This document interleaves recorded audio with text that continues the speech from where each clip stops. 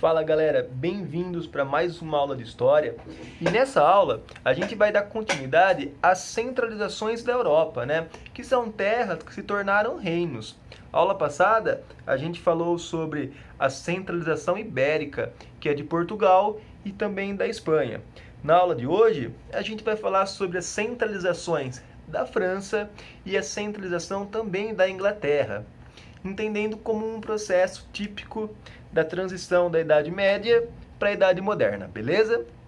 Então, começando pela centralização da França. No século XII, na França, lógico, iniciou-se um processo de expansão territorial real.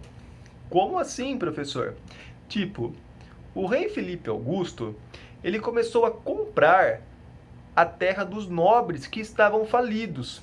Sendo assim, além de aumentar o seu território, de aumentar o seu reino, o rei ele também começa a aumentar o quê? O seu poder.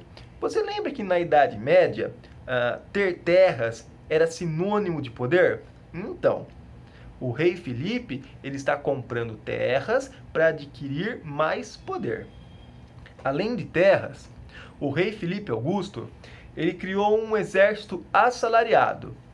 Esse exército assalariado era um exército pago. Eles recebiam salário para defender o rei. Com esse exército, ele começa a impor autoridade real sobre os pobres e também sobre os nobres. Pobre e nobre são bem diferentes, mas rima, que engraçado, né?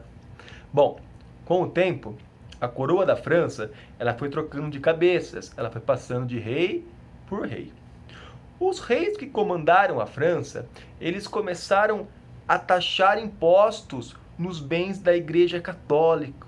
Olha só, os reis da França, eles estão começando a cobrar impostos e quem cobrava imposto? Quem cobrava imposto? A Igreja Católica. E sim, os reis franceses, eles estavam se colocando acima do clero. Além de medidas envolvendo a religião, o rei Luís IX, ele instituiu o Tribunal Real e unificou a moeda do reino. Como assim Tribunal Real? Todas as decisões importantes passariam por quem? Pelo rei. E unificou a moeda, ele tornou toda a moeda do reino apenas uma. Anos depois, em 1302, foi criado a Assembleia dos Estados Gerais, que dividiu a sociedade da França em 3 partes. É mais ou menos uma divisão assim, Deixa eu pegar o meu rascunho. Assim. Nós vamos ter o primeiro estado, o segundo estado e o terceiro estado. O primeiro estado nada mais é que o clero.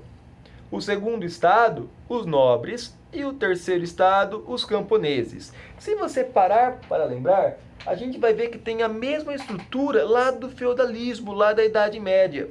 Quando o clero ora por todos, os nobres guerreiam, guerreiam, uma palavra estranha, protegem todos, e os camponeses trabalham por todos. Então essa é a estrutura da sociedade que está se formando no Reino da França. Em 1337 a 1453, ocorreu um conflito entre os reinos da França e da Inglaterra. É a famosa Guerra dos 100 Anos. Já ouviram falar? Então, essa Guerra dos 100 Anos, ela afetou vários nobres da França. Com a falência desses certos nobres, quem apareceu? Quem vai aparecer? A burguesia. A burguesia ela vai se aproximar do rei e vai ganhar influência do monarca. Como assim? A burguesia vai mostrar para o rei que mesmo sem os nobres, eles poderiam manter um governo caro. Porque quem está lucrando é a burguesia. Quem está mandando dinheiro? A burguesia. Ao final da Guerra dos 100 Anos, os franceses, eles expulsaram os ingleses da França. Essa façanha fortaleceu ainda mais o reino da França e também quem? O rei, mostrando que o rei era capaz de governar. Então essa é a centralização do reino da França. Beleza? Tá tranquilo? Continuando. Centralização inglesa. A centralização do poder da Inglaterra, ela teve até que um início parecido com a França. No século XII, né, houve um processo de tomada de terra da nobreza, passando as terras para o rei. Essa medida faz os nobres se tornarem submissos à vontade real. Após o reinado do Henrique II, a coroa passou para Ricardo Coração de Leão, né? E a gente já falou lá na sala de aula sobre o Ricardo Coração de Leão. Era aquele que estava envolvido na Terceira Cruzada, na Cruzada dos Reis. Você lembra da Cruzada dos Reis, né?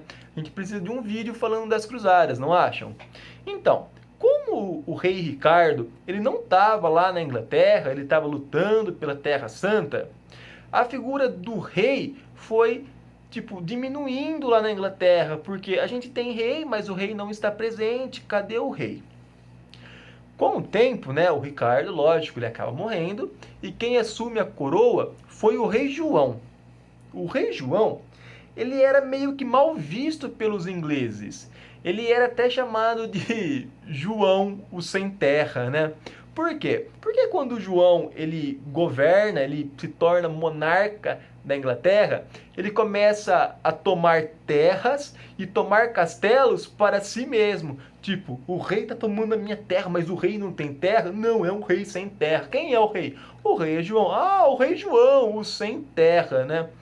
Então, a moral do rei João não era muito legal lá no reino da Inglaterra, não.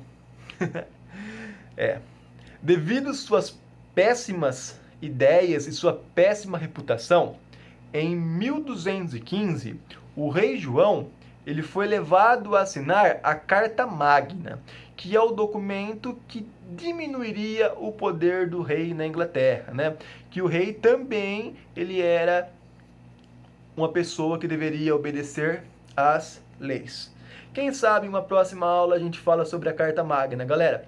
Essa é a aula de hoje e a gente já terminou de falar sobre Portugal, Espanha, Inglaterra e França. Até a próxima aula. Abraço!